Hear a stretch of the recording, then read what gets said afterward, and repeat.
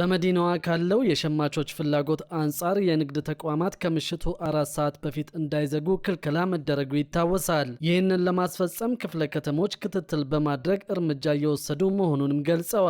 የምሽት ንግድ በማያከናውኑ ነጋዴዎች ላይ ቁጥጥር በማድረግ እርምጃ እየተወሰደ መሆኑን የገለጹት የንፋስ ስልክ ላፍቶ ክፍለ ከተማ የንግድ ጽሕፈት ቤት ኃላፊ አቶ መኮንን ዘነበ ናቸው። እስካሁን ድረስ 18 በሚደርሱ የንግድ ተቋማት ላይ እርምጃ መውሰዱን በመጥቀስ የተለያዩ የማህበረሰብ ክፍሎች የስራ ሁኔታቸው የሚያስመሽ በመሆኑ እንዲሁም ደግሞ የስራ ባህልን ከማሳደግ አንጻር ሚናው እጅግ አስፈላጊ እንደሆነ ተናግረዋል። ይህንኑ ሀሳብ የሚያጠናክሩት የለሚ ኩራ ክፍለ ከተማ የንግድ ጽሕፈት ቤት ኃላፊ አቶ ሳሙኤል ቢሰጠኝ የምሽት ንግድ እንዲለመድ የግንዛቤ ፈጠራ ስራ በሰፊው ሲሰራ መቆየቱንና አሁን ላይ ይህንን በማይፈጽሙ ነጋዴዎች ላይ እርምጃ እየተወሰደባቸው መሆኑን ተናግረዋል። የሰዓት ገደቡ ሲቀመጥ ለነጋዴው ያልተሟሉ ነገሮች እንደነበሩ በማስታወስም አሁን ግን በምሽት የትራንስፖርት አገልግሎት እንዲመቻች መደረጉን በመግለጽ ደንብ በሚጥሱ ነጋዴዎች ላይ የሚወሰደው እርምጃ ተጠናክሮ ይቀጥላል ብለዋል። የአዲስ አበባ ንግድ ቢሮ ኃላፊ ወይዘሮ ሀቢባ ሲራጅ አሁን ላይ በመዲናዋ የተለያዩ የልማት ስራዎች እየተሰሩ መሆኑን ገልጸዋል። የተለያዩ ተቋማት የስራ መውጫ ሰዓታቸው እስከ ምሽት የሚቆይ በመሆኑ ነጋዴዎች አገልግሎታቸውን እስከተገለጸው ሰዓት የመስጠት ግዴታቸውን ሊወጡ ይገባል ብለዋል።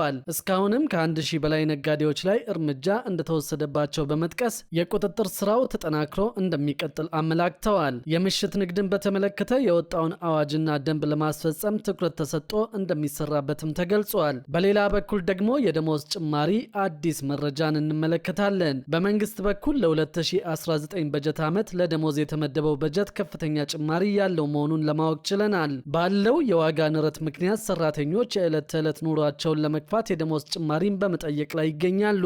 አስተያየታቸውን የሰጡን የመንግስት ሰራተኞች የሚከፈላቸው ደሞዝ ለመኖር ያህል በቂ አለመሆኑን ገልጸዋል። በተለይም ከቅርብ ጊዜ ወዲህ በመካከለኛው ምስራቅ የተከሰተውን ጦርነት ተከትሎ በኢትዮጵያ ተፈጥሮ የነበረው የነዳጅ አቅርቦት ቀውስ የምርቶችን ዋጋ እጅግ ከፍተኛ በሆነ መጠን አንሮታል። ከትራንስፖርት እስከ የቤት ኪራይና የፍጆታ ዕቃዎች ዋጋ ከጊዜ ወደ ጊዜ እየናረ በመሆኑ እያንዳንዱ ነገር ላይ ጫና እንዳይፈጠር በቂ ክፍያ ሊደረግ ይገባል ብለዋል። የሰራተኞች ደሞዝ ክፍያ ፍላጎትን አስመልክተው አስተያየታቸውን የሰጡት የኢትዮጵያ ሰራተኞች ኮንፌዴሬሽን ፕሬዝዳንት አቶ ካሳሁን ፎሎ አምና የመንግስት ዝቅተኛ የደሞዝ ወለል እንዲቀመጥ ባቀረቡት ጥያቄ መሰረት ወለሉ መቀመጡን ጠቅሰዋል። በአዲሱ የበጀት ዓመት ግን ስለ መንግስት ሰራተኞች የደሞዝ ጭማሪ እስካሁን ያቀረቡት ጥያቄ አለመኖሩን ገልጸዋል። ባለፈው ዓመት መንግስት የእኛን ጥያቄ መነሻ አድርጎ የተወሰነ ጭማሪ አድርጓል ያሉት አቶ ካሳሁን ጭማሪውም የኑሮ ውድነትን ታሳቢ ያደረገ እንደነበር ገልጸዋል።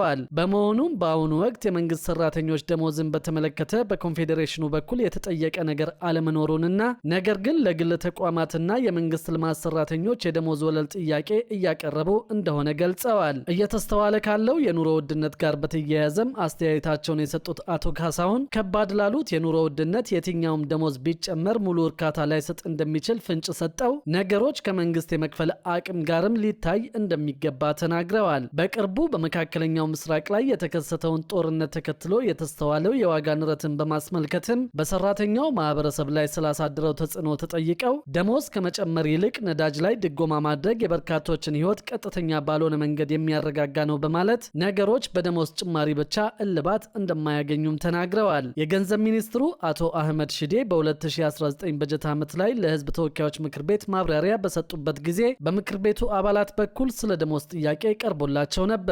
ሀገሪቱ ውስጥ እየተስተዋለ ካለው የኑሮ ውድነት ጋር ተያይዘው በ2019 የደሞዝ ጭማሪ ሁኔታን ተጠይቀው መንግስት ለሁለት ተከታታይ ዓመታት የደሞዝ ጭማሪ ያደረገ መሆኑን ገልጸው በቀጣይስ ምን ታስቧል ለሚለው አሁን በቀረበው በጀት ታሳቢ አልተደረገም ሲሉ መልሰዋል። ያም ሆኖ በዘንድሮ ዓመት ለመንግስት መስሪያ ቤቶች ደሞዝና ሌሎች ክፍያዎች የተደለደለው በጀት ከአምናው አኳያ ግን ትልቅ ብልጫ እንዳለው ፍንጭ ሰጠዋል። መንግስት ለ2019 በጀት ዓመት ለመንግስት ሰራተኞች የደሞዝ ጭማሪ ያደርጋሉ የሚለው ጉዳይ በግልጽ እንዲታወቅ አንድ የፓርላማ አባል ጠይቀዋል። ለቀረበው ጥያቄ ምላሽ የሰጡት የገንዘብ ሚኒስትሩ አቶ አህመድ ሽዴ መንግስት ቀደም ሲል በሁለት ዙር የደሞዝ ጭማሪ ማድረጉን ጠቅሰዋል። ይሁን እንጂ በአሁኑ ወቅት በክልሎች በኩል በፐርሰንት ተሰርቶ የቀረበው የደሞዝ ጭማሪ ተመንና ለጉዳዩ ከተመደበው በጀት ጋር ባለመመጣጠኑ ምክንያት አሁንም ድረስ ተጨማሪ የማጥራትና የማስተካከል ስራዎች እየተሰሩ መሆኑን ሚኒስትሩ ለአባላቱ አስገንዝበዋል። ለደሞዝ ለአበልና ልዩ ልዩ ክፍያዎች የተመደበው በጀት 170.8 ቢሊዮን ብር ካለፈው ዓመት በጀት አንጻር የ22.6 በመቶ ብልጫ እንዳለው ገልጸዋል። ተናግረዋል። በሌላ በኩል ደግሞ የቤት ውስጥ ሰራተኛን ጨምሮ የግል አገልግሎት ሰራተኞችና አሰሪዎችን የሚያገናኝ ደላላን የሚተካ መተግበሪያ እየተዘጋጀ እንደሆነ ተገለጸ። የግል አገልግሎት ቅጥር የሚባሉትን እንደ አትክልተኛ፣ የቤት ውስጥ ተንከባካቢ፣ የቤት ውስጥ አብሳይ ወይም ሼፍና ሌሎችም ዘርፎች የቅጥር ግንኙነት ከደላላ ጣልቃ ገብነት የሚያላቅቅ መተግበሪያና አዲስ ደንብ እየተዘጋጀ እንደሆነ ነው የተገለጸው። ዓለም አቀፍ የስራ ድርጅት ኮንቬንሽን 189ን ታሳቢ አድርጎ የተዘጋጀው ደንብ ለፍትህ ሚኒስቴር መቅረቡንና በቅርቡ በሚኒስትሮች ምክር ቤት ይጸድቃል ተብሎ እንደሚጠበቅ የስራና ክህሎት ሚኒስቴር ነው ያስታወቀው። አንድ ዓመት አካባቢ ለሚፈጅ ጊዜ ግብዓት በማሰባሰብና ባለድርሻ አካላትን በማወያየት የተዘጋጀው ደንብ የቤት ሰራተኞች መመዝገቢያ ሶፍትዌር ሲስተም እንዲኖረው የሚያስችል መተግበሪያ እየተዘጋጀለት እንደሆነ የስራና ክህሎት ሚኒስቴር የአሰሪና ሰራተኛ ጉዳይ ዘርፍ የኢንዱስትሪ ግንኙነትና የስራ ሁኔታዎች ቁጥጥር መሪ ስራ አስኪያጅ አቶ ጡመዝጊ በሬ ተናግረዋል። ስራ አስኪያጁ በማብራሪያቸው አዲሱ አሰራር በተግባር ላይ በሚውልበት ጊዜ አሰሪና ሰራተኞች በመሃል ደላላ ሳያስፈልጋቸው በአፕሊኬሽን አማካኝነት ብቻ ተገናኝተው በህጋዊ ውል ቅጥር መፈጸም እንደሚችሉ ገልጸዋል። በተጨማሪም ከዚህ ቀደም በቤት ውስጥ ሰራተኛና አሰሪ መካከል ይፈጠር የነበረ አለመግባባት በፍትሐ ብሔር ይታይ እንደነበር አስታውሰው አዲሱ ደንብ ለፍትህ ሂደት አስቸጋሪ የነበረ አሰራርን በማረም ጉዳዩ በአሰሪና ሰራተኛ አዋጁ እንዲታይ ያደርጋል ብለዋል።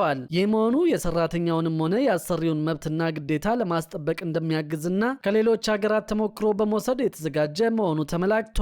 የደሞዝ ጉዳይን በተመለከተ ለጊዜው በአሰሪና ሰራተኛ ስምምነት የሚወሰን መሆኑ ተገልጿል። ለወደፊቱም ዝቅተኛ የደሞዝ ወለል ሲወሰን በዚሁ መሰረት የሚካተት እንደሆነ ተነግሯል። የግል አገልግሎት ቅጥር የሚባሉት እንደ አትክልተኛ፣ የቤት ውስጥ ተንከባካቢ፣ የቤት ውስጥ አብሳይ፣ ሼፍና ሌሎች ዘርፎችም በዚህ ሲስተም ውስጥ እንደሚካተቱ ተመላክቷል።